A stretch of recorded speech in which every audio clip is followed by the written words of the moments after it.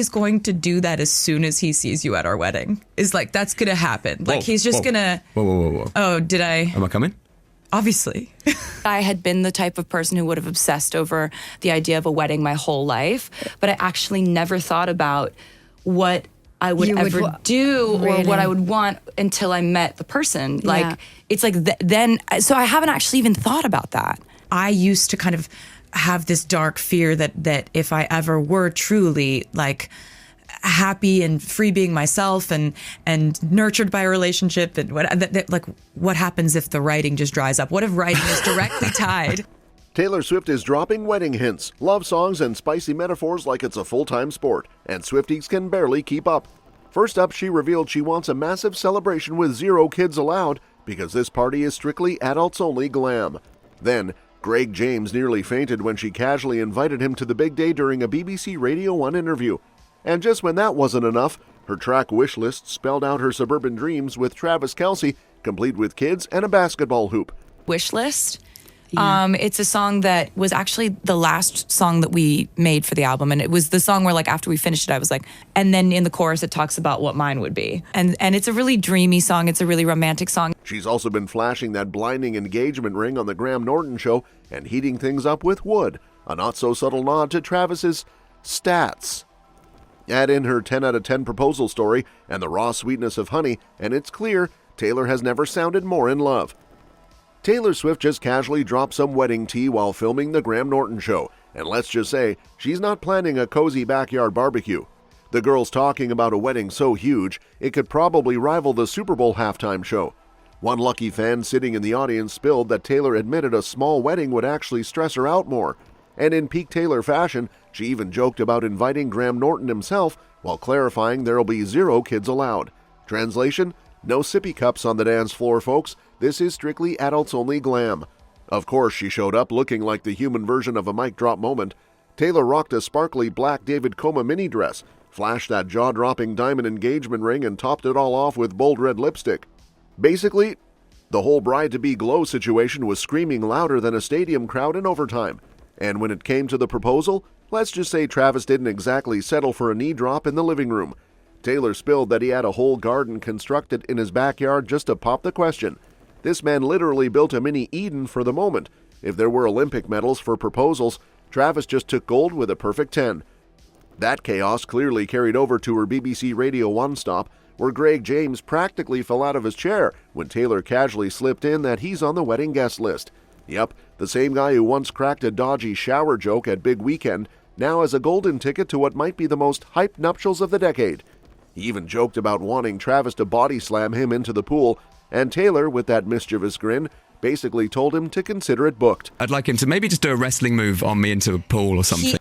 Imagine RSVPing and bracing yourself for an accidental WWE match during the reception. Iconic. Greg, who's been chatting with Taylor since her country curls and guitar days, still seemed floored by the invite, blurting out if she was serious. Taylor shut it down with an obviously, which is pretty much the most boss lady way of saying, don't doubt me. He's going to do that as soon as he sees you at our wedding. Is like, that's going to happen. Like, he's just going to... Whoa. Oh, did I? Am I coming? Obviously. And while he spent years grumbling about how destination weddings are a logistical nightmare, he instantly backpedaled on Instagram, claiming he's more than ready to make an exception for this one. Translation? When the wedding features Taylor Swift, Travis Kelce, and possibly surprise stage lighting, suddenly flying across the globe doesn't feel so bad. And just when Swifties were still processing that, Taylor went and dropped a lyrical bomb with her track, Wish List, basically handing us her Pinterest board for the future. Forget yachts, Oscars, or a Grammy collection the size of a small country. Taylor's wish list is simple. Travis, a couple of mini Kelces running around, and a basketball hoop in the driveway. Yep, she's manifesting full suburbia chic like the rest of us, except her cul-de-sac dream might come with paparazzi drones circling overhead. In the song, she makes it crystal clear she's not just in this for stadium sing-alongs. She wants the family life, far away from flashing cameras. Think less Eras Tour confetti and more Saturday mornings yelling at kids to put their shoes on for soccer practice. And honestly, picturing Travis grilling burgers in the backyard while Taylor sets up lemonade stands with their future Swift Kelce squad, adorable doesn't even cover it. Taylor even gets candid about past loves gone wrong, admitting she thought she had it figured out once, twice, but nope. This time feels different, like fate threw her a 6'5" tight end with a mustache and said, "Here, try again." And she's clearly banking on Travis being the forever partner she's been wishing on shooting stars for. Insiders are already whispering that the couple's not wasting time. Between the engagement in August and house hunting in Ohio over the summer, they're supposedly gearing up for that dream driveway life sooner than later. And speaking of dreams, Taylor just gave the world its first proper close-up of that rock on her finger during the Graham Norton Show appearance. And let's just say, it's not so much a ring as it is a portable disco ball. Forget subtle sparkle, this thing could probably guide ships through fog.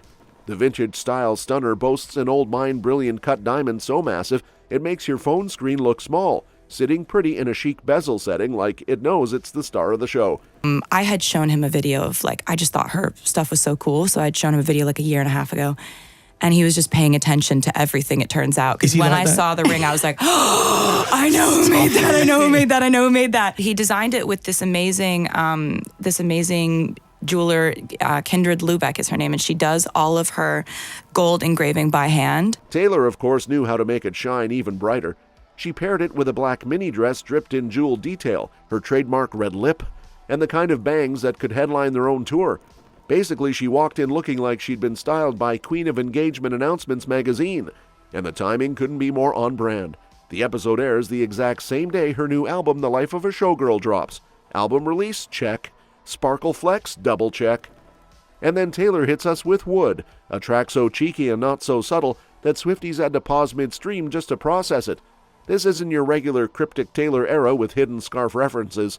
Nope, this one's basically a love letter to Travis Kelce's, let's call it, his offensive line. From lyrics about new heights of manhood to her thighs apparently finding their fairy tale key, Taylor's not even pretending to keep things PG anymore. Fans are screaming, blushing, and bookmarking genius lyrics like it's their new part-time job. And honestly, it feels like she took one look at Sabrina Carpenter's spicy one-liners and said, "Hold my red wine." Taylor leans all the way in, dropping metaphors about redwood trees and magic wands that make English teachers everywhere both proud and slightly uncomfortable.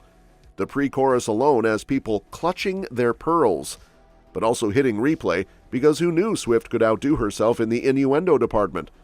What makes it even juicier is how she frames the whole thing as breaking her bad luck curse. No more four-leaf clovers or knocking on wood. Apparently all she needed was a 6'5" tight end with, let's just say, championship-level stats. She even jokes in the lyrics about not needing to catch a bouquet because, well, her hard rock is already sorted. Subtlety has officially left the chat.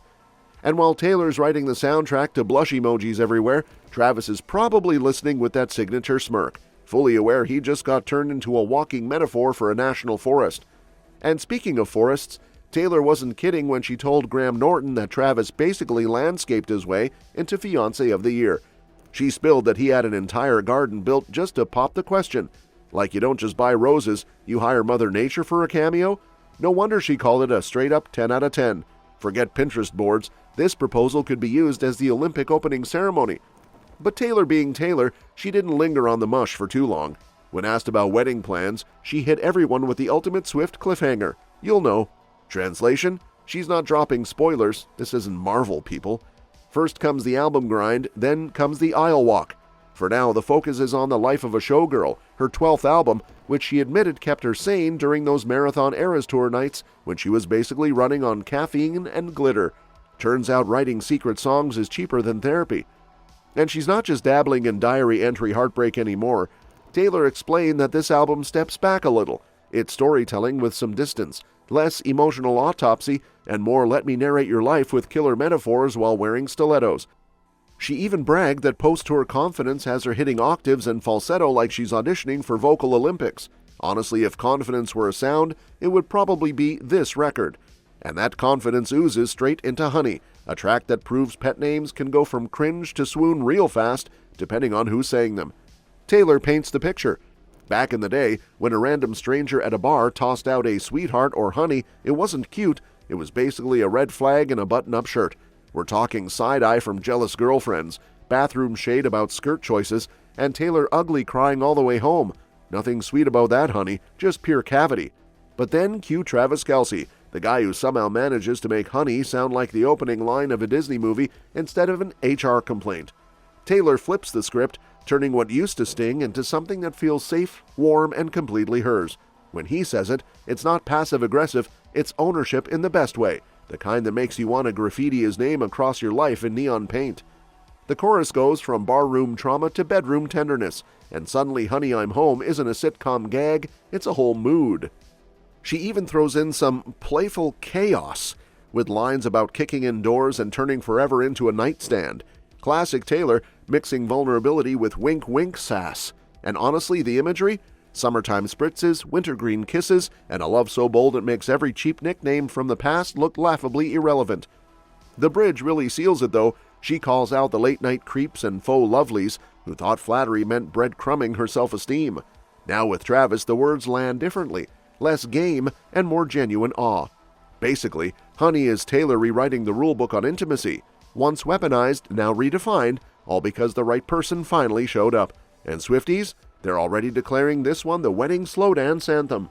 That's all for this video, folks. We'll see you next time.